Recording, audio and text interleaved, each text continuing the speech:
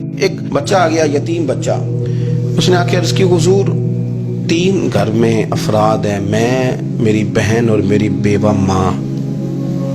والد حضور چلے گئے اور آج نہ 3 دن ہو گئے روٹی کوئی نہیں کھائی. میں اس منظر کو بھی جانتا ہوں کہ جب یتیم گھر میں اکٹھے بیٹھے ہوتے ہیں اور پتہ ہوتا ہے ان کو کہ ہماری اماں کے پاس آج پیسے کوئی نہیں اور گھر میں روٹی بھی کوئی نہیں، تو پھر ان کو بھوک ہی نہیں لگتی. ہاں نہیں لگتی.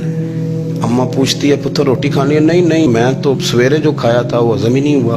اماں جی شاہی کوئی نہیں. یہ پردے اس طرح کر کے بچائے جاتے ہیں. ایک دوسرے کو تسلیاں دینا، ایک دوسرے سے پیار کا بڑھ جانا، ایک دوسرے کے لیے جذبات اور طرح کے بن جانا حکمت الہی کے تقاضے ہوتے ہیں. یا رسول اللہ صلی اللہ تعالی علیہ وسلم، بیوہ ماں ہے، یتیم بہن ہے، 3 دن سے کھایا کچھ نہیں.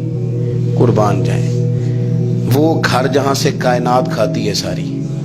حضور نے فرمایا بلال جا نہ جا کے ساری ازواج مطہرات سے پوچھ گھر میں کیا ہے. حضرت بلال کہتے ہیں میں سارے گھاری پوچھ آیا، ٹٹول آیا، ٹوٹل 21 کھجوریں نکلی. یہ 2 جہاں کے شاہ ہیں اور پاس کچھ رکھتے نہیں. 2 جہاں کی نعمتیں ہیں، ان کے خالی ہاتھ میں حضور کے سارے گھر کو میں ڈھونڈ 21 کھجوریں نکلی تو لا کے میں نے پیش کر دی، تو حضور نے ڈائریکٹ اس کو نہیں دی، نبی پاک نے اپنے ہاتھ پہ رکھ لی. اور کہتے ہیں پھر حضور نے نا اپنا منہ مبارک قریب کیا کھجوروں کی. صحابہ خود فرماتے ہیں کہ یہ جو حضور نے منہ مبارک قریب کیا ہے نا، تو نبی پاک برکت کی دعا کر رہے تھے. 21 کھجوروں پہ برکت کی دعا ہوئی.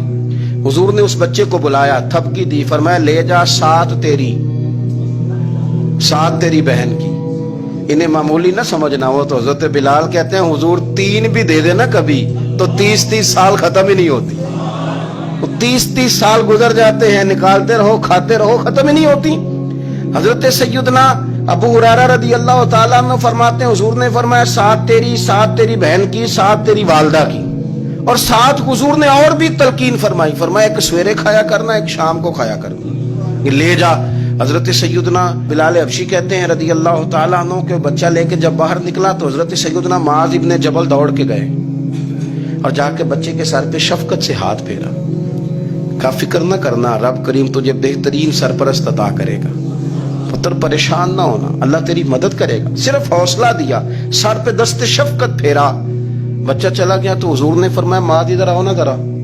یا رسول اللہ حکم ہو. فرمایا کس چیز نے تمہیں اٹھایا بچے کے سر پہ ہاتھ رکھنے کے لیے؟ کس نے تمہیں کہا؟ کس چیز نے تمہیں اٹھایا جو تم بچے تک پہنچ گئے؟ عرض کی یا رسول اللہ وہ جو میرے دل میں اللہ نے یتیم کے لیے رحمت رکھی ہے نا، اس نے مجھے اٹھایا تھا. اور میں نے جا کے اس کے سر پہ دست شفقت پھیرا تو حضور فرمانے لگے سن پھر، جو کسی یتیم کے سر پہ خالی ہاتھ بھی پھیر دے، جتنے بال اس کے ہاتھ کے نیچے آئیں گے نا، رب اتنی خطائیں معاف کرے گا، اتنی نیکیاں دے گا، اتنے درجے اس کے بلند کر دے گا.